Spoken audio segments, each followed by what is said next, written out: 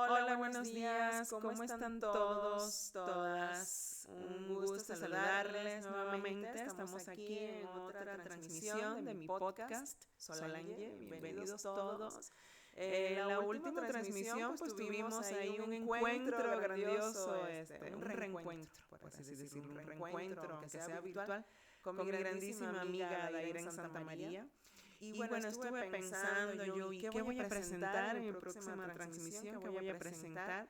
Y hasta que por fin me atreví y decidí hablarles de mi beta como escritora literaria. Para mí la escritura literaria ha sido una salvación. Yo de hecho, desde chiquita siempre pensé, siempre toda la vida pensé que yo quería ser escritora, que yo quería escribir. Pues obviamente mi herencia, ¿verdad? Me llevó por el lado musical. ¿Por qué mi herencia? Porque, bueno, ya había platicado en otra transmisión, que no recuerdo si ya salió o va a salir, que mi mamá fue cantante de ópera. De hecho, mi abuela también cantaba, pero bueno, profesionalmente mi mamá fue cantante de ópera y yo me fui por el lado musical. Soy violinista, soy cantante de ópera, pero toda la vida me gustó escribir. Y de hecho tengo dos novelitas por ahí inéditas que nunca voy a publicar porque se necesita una revisión muy profunda, pero por ahí están. Entonces, pues escribir es para mí lo más grande, escribir literatura es lo más grande, es muy difícil para las que son escritores, escritoras, bien saben que es muy complicado, pero pues aquí estamos y lo hacemos, y bueno, creo que he crecido yo mucho en la literatura. ¿Cómo lo he hecho? Pues primeramente me empecé yo a escribir sola, empecé a escribir sola las cosas que se me ocurrían. Las escribía, vaciaba el vaciado, luego según yo revisaba, pero no tenía así como digamos una técnica especial. Escribía poemas, los poemas son complicados, son difíciles por lo abstracto, por la síntesis, pero también comencé a escribir cosas más amplias. Me gustaba mucho escribir lo que veía en la calle. Si veía, por ejemplo, un gatito de un determinado color, ya se me ocurría un cuento con ese gatito. Si veía un pajarito subido, que revoloteaba y aleteaba, pues entonces a mí también ya se me ocurrió un cuento. Entonces me di cuenta que realmente yo tenía pues esa vena poética, ¿verdad? Esa vena de la escritura, y decidí buscar la manera de escribir con más técnica, con más amplitud, con más profundidad, sobre todo eso, porque en la literatura se busca mucho la profundidad. No es nada más decir las cosas como la pensamos, sino de qué manera la decimos y de qué manera impactamos no solamente a nosotros, sino pues al lector, ¿verdad? Y entonces comencé a estudiar en unos talleres literarios. Ya tengo muchos años en diferentes talleres literarios, concretamente en el taller de roedor de lencería con mi grandísimo mentor Rafael Meyer. Pero también he estado en otros talleres importantes, con escritores también importantes que han ganado premios, que conocen a fondo cómo se escribe y cómo se hace la literatura, especialmente en el modo del cuento, ¿verdad? En el género del cuento, porque la novela es un género también muy interesante, pero yo todavía no he incursionado a la novela. Digamos que tengo por ahí unas novelas, como ya dije, inéditas, pero incursionado de verdad así con técnica no lo he hecho porque a mí, creo que a mí lo que se me da naturalmente es el cuento, es el género del cuento. Y como les decía, pues entonces comencé en este viaje, después de estar en esos talleres, pues seguí en los otros talleres, con grandes maestros como Fernando de León. También hay una maestra muy buena que se llama Yasmina Nava. Ella es muy buena para escribir historias del feminismo y demás, pero yo veía que por el lado del cuento yo podía hacer, creo yo que puedo hacer cosas muy interesantes, muy interesantes. Me he desarrollado a través de todos estos años ahí. ¿Qué sucede con la escritura? Sobre todo por el lado de las mujeres, yo siento, por el lado de las mujeres que somos escritoras, que tenemos mucho pudor. La mujer tiene mucho pudor. O sucede lo contrario, que nos vamos al extremo y queremos hablar y gritar de todo lo que nos pasa, de todo lo que hemos vivido. Entonces yo siento que yo estoy en el medio. Ahorita estoy como en un equilibrio en el medio. Y llegar ahí no sé qué sucede, cómo puede llegar a uno ahí. Pero yo, ahora sí que les voy a comentar algo, y aquí muy en confianza, muy padre, porque creo que estamos en confianza, creo que lo podemos comentar y no es malo decirlo. Esto es un podcast para mujeres. Y ahora que estamos platicando de que yo soy escritora, a mí no nada más me gusta escribir de temas de mujeres, a mí me gusta escribir de todos los temas. Temas que involucren todo lo que es emociones complejas humanas, que involucren cambios humanos profundos. A mí me gusta incidir ahí. Ahí es donde yo quiero hacer mi literatura, y no importa el género. ¿Sí? De verdad no importa el género, puede ser absolutamente cualquier género. Entonces, yo creo que esto siempre lo he tenido muy presente. Y el día de hoy, ¡tarán! ¿Qué creen? Aquí tengo algunos porque todavía faltan, ¿verdad? Pero algunos de los libros en los que yo he participado. Tengo 2 libros completos míos, antologías de cuentos, que son míos totalmente, yo como escritora única, ¿verdad? Y tengo estos otros que ven por aquí, no sé si se ven, espero que sí, que son libros compilados donde yo he participado ya sea con un cuento o con un poema, ¿sí? Entonces, pues, ¿cuál es este viaje a la publicación? Pues, ¿qué creen que en mi caso fue algo un poco random? Porque yo no pensaba publicar.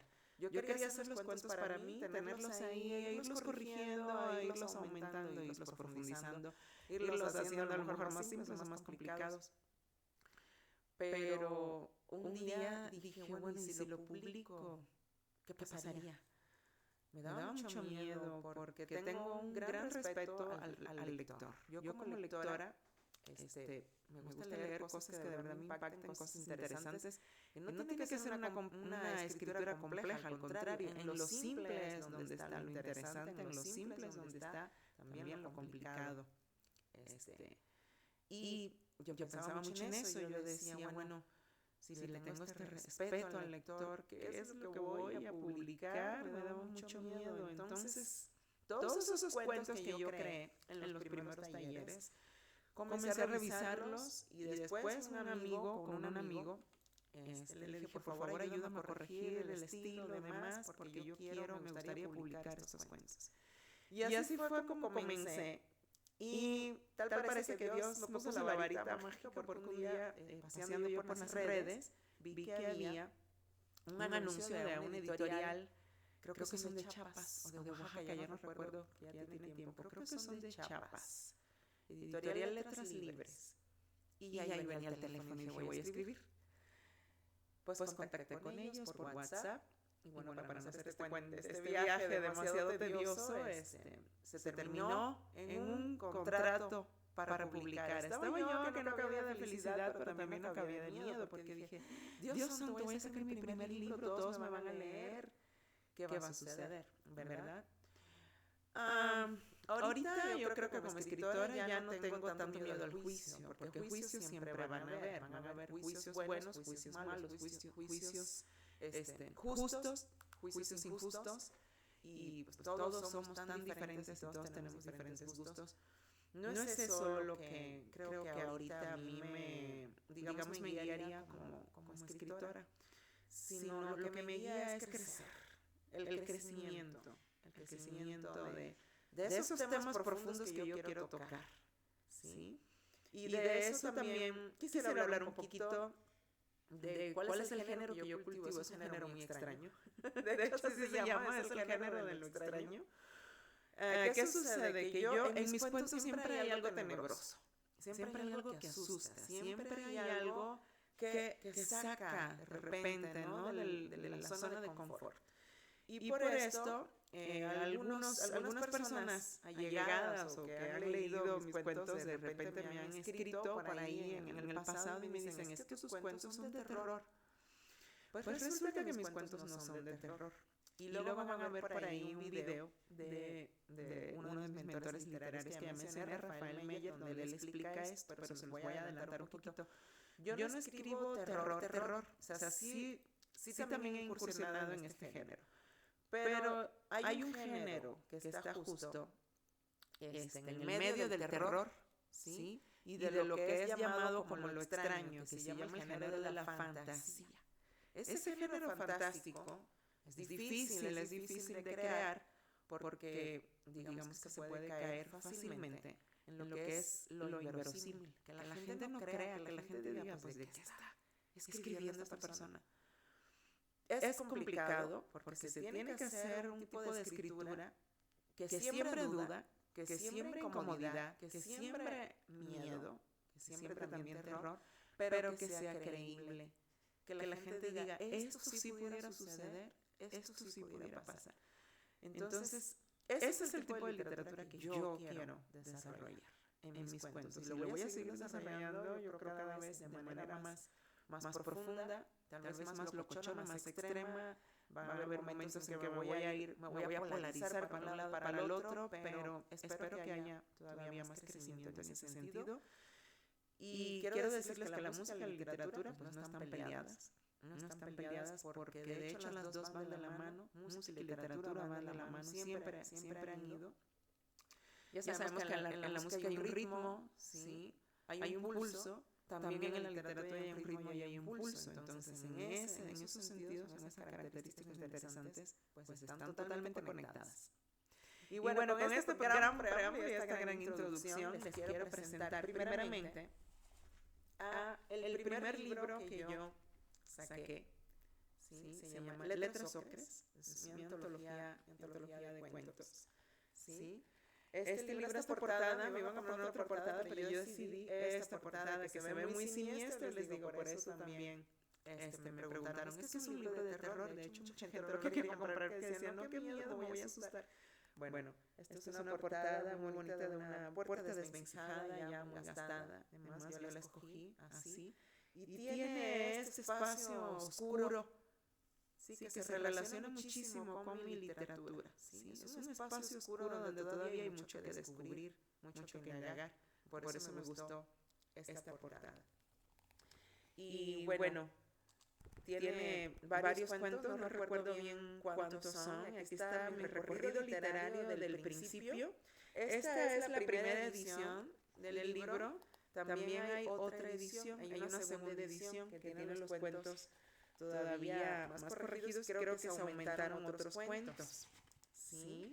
Entonces, si gustan, el día de hoy yo les voy a leer el cuento que me chulearon mucho en ambas editoriales en las que saqué esta colección que se llama Letras Ocres. Este cuento me lo chulearon mucho porque me dicen que tiene muchas características pues, de la buena literatura, de la buena escritura y bueno, lo agradecí mucho, muchas gracias a esos editores que me comentaban esto y se los voy a leer el día de hoy. Se llama No me toques. Dice: Rafael siempre se paraba delante de aquellos enormes escalones con su portafolio en mano. Respiraba hondo, cerraba los ojos. Se imaginaba desnudos a todos y cada uno de los humanos que a su lado se desplazaban, tal cual le recomendaban sus terapias. Abría los ojos, tomaba una enorme respiración y se dirigía hacia aquel infierno. Sus realidades compulsivas y exageradas muy bien acompañadas por su Paxil y su Zoloft. Comenzando su martirio debía subir las escaleras, los 55 escalones ya contados y recontados. Aparentaba tranquilidad, una postura firme y hacía bailar su portafolio en su mano derecha, mientras llegaba a la puerta de entrada. Aquí surgió un segundo gran conflicto. El hecho de entrar por esa puerta y encontrar a otra persona que se le acercara implicaba una situación compulsoria. Gracias a sus terapias ya no la alteraban sobremanera. Después venía el camino por el largo pasillo hasta entrar a la sala donde compartía el espacio con 5 compañeros de trabajo. Su ansiedad y sus dolores de cabeza se disparaban de solo pensar que entraría en contacto con 3 mujeres y un hombre en aquella sala llena de cristales, esa oficina turbulenta que no guardaba ningún secreto. Después de varios años trabajando como agente en la oficina de cuidado del menor, apenas había logrado tener alguna conversación ocasional con algunos de sus compañeros de trabajo. Gracias a Dios, llegaba a encerrarse en aquellas 4 paredes de plástico. Su amigo el teléfono de su oficina lo esperaba cada mañana. Sus compañeros lo rechazaban, pues sabía que estaba enfermo, pero a la vez había aprendido a no acercarse a Rafael. Lo toleraban a su manera. Su jafefobia era ya conocida por todos. Aquella enfermedad que sufría desde que era pequeño lo había limitado de tener toda relación de amistad amorosa o sexual. El simple hecho de ser tocado derrumbaba su mundo psicológico. La soledad y el aislamiento habían sido sus fieles compañeros. Sus padres vivían en su casa, él en la suya, y así el mundo rodaba perfectamente. Desde su último episodio jafefóbico, su mujer se comunicaba con él por llamadas telefónicas continuas y cariñosas. Rafael vivía en su propio mundo, en el espacio de su oficina y la realidad sonora y espiritual de su teléfono. Lo consideraba su enlace con la realidad externa. A través de este contacto, Rafael había salvado la vida de muchos niños sin el mínimo interés de conocerlos en persona. Las llamadas constantes por abuso o por abandono las atendía sin reparo y era realmente eficiente en su trabajo. Hacía otras llamadas, dictaba la orden y los responsables bajo su mando acudían a las escenas del problema. Rafael delegaba en ellos la función escrita de su propia mano y letra. Así pasaba las 8 horas dentro de esas paredes, sin receso, sin descanso, solo en compañía de su teléfono y de su sándwich de atún. Siempre hacía horas extras, revisando expedientes, haciendo complejas llamadas, tratando de ubicar a esos pobres ángeles que necesitaban de su ayuda lejana. Pero ese día revelador se convirtió en un horizonte iluminado. Su largo camino a través de su tortuoso túnel ahora tenía una pequeña luz al final. Rafael se retiró de la oficina. Sus compañeros ya habían terminado su turno. Solo quedaban personas en oficinas aledañas, compartiendo, platicando. Siempre los miraba con recelo y cierta envidia. Pasaba una vez más por aquel pasillo interminable. Era su hora feliz. El regreso a su cueva solitaria como todos los días. Abrió sin miedo la puerta, cruzó por ella y se dispuso a bajar por los 55 escalones hacia su otro refugio, su coche. Pero ese día se quedó en medio de la escalera sin poder moverse. Sostuvo el portafolio entre sus manos, pasó su mano por su desordenado cabello y acomodó sus lentes. Al pie de la escalera se encontraba una de sus compañeras, acompañada por una mujer y una niña, sonriente de 8 años de edad. Su compañera lo señalaba a él con un dedo. Al mismo tiempo hablaba con la señora y volteaba sus grandes ojos hacia Rafael, haciendo una seña como signo de precaución, como advirtiéndole que la señora estaba ahí para verlo. Aquí viene, se escuchó de lejos la voz de su colega. Rafael negó con la cabeza mirando directamente a su compañera y se dispuso a salir corriendo, bajando los pocos escalones que quedaban con cierta rapidez. De repente, la niña sin pensarlo lo alcanzó, lo miró fijamente sin poder moverse paralizado. La niña entonces lo rodeó con sus brazos alrededor de sus piernas. Te amo, le dijo. Todo se iluminó para Rafael. No podía ver nada. Una luz muy fuerte se impuso frente a él. Aturdido, tembloroso y resentido. Aquel abrazo pequeño lo conmovió por completo. Su compañera corrió a mover a la niña de aquel brazo. La mamá también comenzó a disculparse con Rafael. Gracias, le dijo la madre. Que Dios lo bendiga. Gracias por todo. La madre se acercó con cautela, señal que su colega ya le había puesto al tanto de su condición. Rafael sintió vergüenza, sintió también alivio. No escuchaba, no sentía. Comenzó a sentir el vómito atorado en su garganta. Su compañera se acercó a 2 escalones de distancia con movimientos estudiados. Lo siento, Rafael, no pude detenerla. ¿Estás bien? Rafael solo la miró y comenzó a pestañear rápidamente. ¿Te acuerdas de aquella niña que le dijo, poniendo sus manos como a la defensiva? El caso 256, esa niña secuestrada que te llamó por teléfono. Sí, dijo sofocado. Que la policía localizó el lugar y fue rescatada. ¿Sí te acuerdas? Sí, dijo mirando hacia todos lados. Es ella la niña. Averiguaron tu nombre, la madre le explicó. Eres su ángel. Quisieron venir a agradecerte. Rafael comenzó a sentirse muy melancólico y muy conmovido. Gracias, Emma. Dios te... No pudo terminar la oración. Adiós.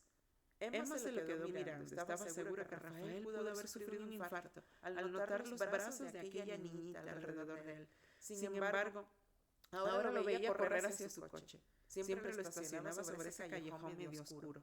Lo perdió de vista y decidió regresar por sus pertenencias mirando hacia atrás, tratando de localizar alguna señal del siguiente colapso de su compañero. Rafael entró al coche, ya oscurecía, sintió el urgente sentido de habitabilidad que le quemaba sus entrañas. Dentro de aquel pequeño espacio se desplomó y comenzó a gritar, desesperado, terminando con un gran llanto, un llanto convulsionado. Miraba a lo lejos las luces de la calle, eran muy fuertes. Las veía más fuertes que nunca. Su sudoración y sofocos provocaban vidrios empañados, incontables gotas de sudor sufriente caían de su pálida y arrugada frente. Echó su asiento hacia atrás y esperó mientras las lágrimas y una inminente sensación mortuoria inundaban sus sentidos. Finalmente, y después de una hora aproximadamente, pudo ponerse en marcha. Tomó su volante y forzó el acelerador. Al llegar a su destino frenó bruscamente, respiró varias veces hasta que más o menos pudo normalizar su ritmo cardíaco. Miró detrás del cristal empañado de su coche, aquella casita azul que a pesar de su condición hizo de su vida un entrañable pozo de tranquilidad. Bajó del coche, se acercó lentamente y decidido subió los pequeños escalones. Tocó la puerta, todo parecía extrañamente natural en él. Pasaron unos minutos hasta que su anciana madre apareció en la entrada, mirándolo con asombro y una extraña combinación de lástima y recelo. Ya pude, mamá. Hoy es un gran día, le expresó con entrecortada emoción. Rafael dio 2 pasos, soltó un enorme suspiro, extendió sus brazos temblorosos y la tomó por los hombros con sus sudadas manos. Su madre, emitiendo un grito entrecortado, lo abrazó lentamente, pero con la seguridad maternal que Rafael, en el fondo de su malestar, siempre había añorado. ¿Sería real o sería un ensueño? No importaba. Solo sentía el olor de aquella carne y el tacto de aquellos hombros caídos. ¡Charán! Fin. Pues, letras Ocre. Aquí están muchos de estos cuentos. Si se dan cuenta, este cuento tiene una profundidad emocional, basado en una enfermedad que se llama jafefobia. No es una enfermedad tampoco común como quisiéramos. Yo tengo 2 conocidos que padecen de esta enfermedad y por eso se me ocurrió escribir este cuento. Sí, entonces, como pueden ver, son cuentos fantásticos porque están un poco dentro de esa fantasía, pero también son, bueno, este cuento es muy verosímil. Y como me lo chulearon mucho, pues yo se los quise leer el día de hoy y compartirlos. Aquí está, Letras Ocre. Estos libros, yo los tengo. Si alguien está interesado en adquirirlos, en conocer más sobre Letras Ocre, pues pueden comunicarse conmigo y tengo varios de estos ejemplares. Y bueno, más de lo que tenemos aquí, fíjense. He publicado también en esta editorial que se llama 32 autores. Esto es una editorial que creo que tiene alguna una dupla entre Brasil y Colombia. Sí, aquí hay varios escritores, muchísimos escritores de toda América Latina. Está muy padre. Aquí tengo también un cuento de estas letras ocres. Publiqué precisamente el que se llama Letras Ocre, se llama Poesía y microrelatos. Este libro sí no sé dónde lo pueden adquirir, pero muy probablemente esté en Amazon. Sí, en Amazon. Por otro lado, también, después de este viaje dije, voy a seguir publicando y ya nadie me paraba. Y esta editorial le tengo mucho cariño. Esta editorial se llama Mi Máquina de Escribir. Y hacen estos libros, aquí tengo varios, que se llaman Escritores del Mundo. Si se fijan, sí, se llaman igual, sí, Escritores del Mundo, pero son diferentes ediciones, diferentes versiones. En este libro tengo publicado un cuento también, ¿sí? Esta es una editorial colombiana, muy recomendable, son serios y hacen la corrección de estilo y sobre todo les gusta mucho publicar autores obviamente independientes, porque soy un autor independiente, pero también de toda América Latina. Tienen, como dicen, de todo con chocolate, autores de todos lados, ¿sí? Y aquí tengo publicado un cuento, no recuerdo cómo se llama el cuento, por ahí ha de estar, pero tiene títulos muy padres este libro, ¿sí? Entonces, recomendadísimo. Este ya se los enseñé. ¿Y que creen que también incursioné en la poesía? Tengo que incursionar en la poesía. Y en este libro me publicaron también con escritores independientes. Publicaron estos poemas, se llaman Poemas sin razón. Poemas sin razón. ¿Sí? Soy, digamos, ahí sí yo me desplayo cuando escribo poemas. Trato de evocar de manera sucinta, porque esa es la cuestión con los poemas. De manera sucinta hay que evocar todo eso que uno trae, todo eso que uno quiere expresar dentro de un tema específico, ¿verdad? Yo les comenté que mi madre falleció hace 2 años y justo unos días después que mi madre falleció, una manera de volcar mi luto fue a través de la escritura de este poema en especial, ¿sí? Que aparece en este libro. Y se lo voy a leer, es muy cortito. Se llama Luto. Dice: despertando al alba, sufriendo al mediodía, llagas miserables que así te carcomían. Duelo inexplicable, corazonada ardiente, tiemblo ya incesante, cuando en una vuelta al aire vi tus ojos vacíos, cristalinos, oh muerte exasperante. Y bueno, creo que ese luto despertó en mí esa vena poética, totalmente, ¿sí? Y seguimos avanzando. ¿Y qué creen? Les quiero mostrar este libro, que es mi último libro que ha salido, mi antología de cuentos. Para mí es un libro muy especial por muchas razones. Es un libro que ya muestra ya un avance más profundo y más profesional. Yo, como escritora, dentro de mi escritura, de mis libros. Y es un libro con la editorial Jacinto. Esto es una editorial mexicana, editorial Jacinto. El libro se llama Tres Infortunios precisamente porque así son 13 cuentos que muestran historias tremendas de 13 personajes diferentes. Y en la portada pues aparece mi hija. Esto es un viaje que hicimos a Puerto Vallarta. Salimos a la playa en la noche y yo le dije, a ver, necesito que me hagas unas poses, unas buenas poses, tomarte una foto porque quiero hacer la portada de un libro. Y miren, se hizo realidad, ¿sí? Esta pequeña reseña me la hicieron los de la editorial. Y este libro sí tiene un prólogo muy bonito que me hizo otro de mis mentores literarios, el grandísimo maestro Fernando de León, que está en Ciudad de México. Maestro, le mando un gran saludo. También a Rafael Torres Meyer, un gran saludo para los dos. Y les voy a leer el prólogo que él hizo de mi libro. Se llama Una mirada perturbadora. Dice: la narrativa de Sol es una doble intervención en la mente y en el corazón de nosotros, sus lectores, porque a veces son las tramas las que seducen y a veces son las emociones derivadas de situaciones las que estrujan. Sus protagonistas son el afilado bisturí que se clava sin perder permiso en las entrañas de ciertas relaciones humanas. Personajes raros como Rafael, ese que acabo de leer, renuente al contacto físico, pero que logran tocar el alma de otros. En el cuento diálogo, madre e hija conversan, se ven desde distintos ángulos y se desconocen o se reconocen, tras una cortina de tiempo y vida. En el lago acrisolado, una pareja de esposos convierte su amor en odio hasta tomar las armas. O un petirrojo, un joven intenta rescatar a una mujer muy querida de habitar un bucle temporal. O una chica escapa de su familia, como quien huye de una trampa del destino. Es un mundo donde lo conocido resulta ajeno y los enemigos íntimos son hermanos.